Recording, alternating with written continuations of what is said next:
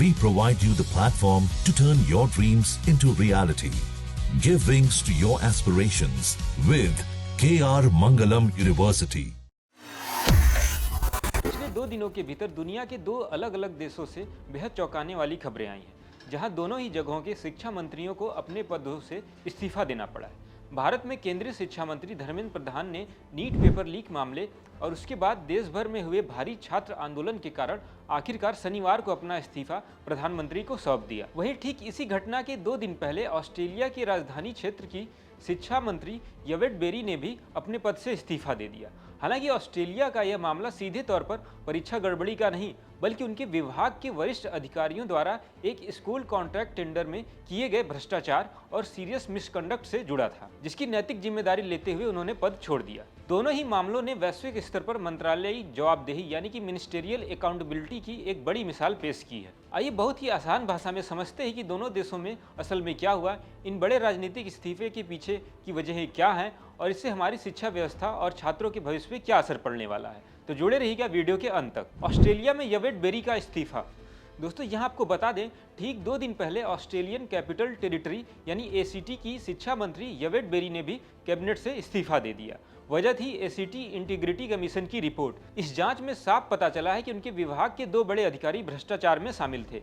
एक स्कूल के नवीनीकरण में $18.8 मिलियन के कॉन्ट्रैक्ट में उन्होंने यूनियन को चुपके से फायदा पहुंचाया था। हालांकि खुद मंत्री पर सीधा आरोप नहीं लगा, लेकिन उन्होंने इसकी नैतिक जिम्मेदारी लेते हुए अपने पद से इस्तीफा दे दिया। जांच रिपोर्ट में साफ हुआ कि शिक्षा विभाग की पूर्व प्रमुख केटी हेयर और मंत्री की पूर्व चीफ ऑफ स्टाफ जोशुआ सेरामिडास ने गलत तरीके से टेंडर प्रक्रिया को प्रभावित किया। उन्होंने CFMEU यूनियन को बैकडोर से फायदा पहुंचाया। यवेट बेरी ने कहा कि वो अपनी ईमानदारी बनाए रखते हुए पद छोड़ रही हैं। उन्होंने इसे मुश्किल फैसला बताया, लेकिन जिम्मेदारी से मुंह नहीं मोड़ा। धर्मेंद्र प्रधान का इस्तीफा। दोस्तों नीट UG परीक्षा में पेपर लीक और अन्य गड़बड़ियों को लेकर पिछले कई हफ्तों से पूरे देश भर में छात्र आंदोलन चल रहा था। जंतर मंतर पर CJP, सोनम वांगचुक और नेहा बोरा समेत कई छात्र नेता लगातार धरना दे रहे थे। इन्हीं दबावों के बीच शिक्षा मंत्री धर्मेंद्र प्रधान ने इस्तीफा दे दिया।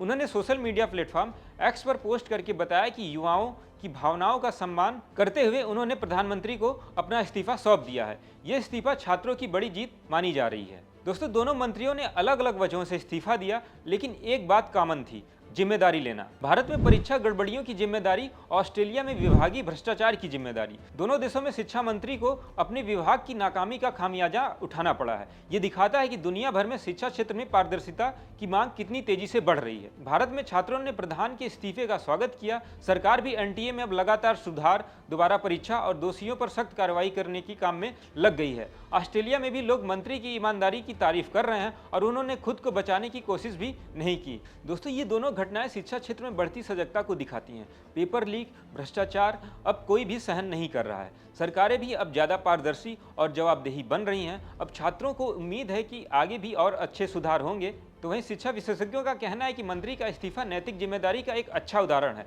लेकिन असली काम अभी भी बाकी है, सिस्टम को पूरी तरीके से ठीक करना।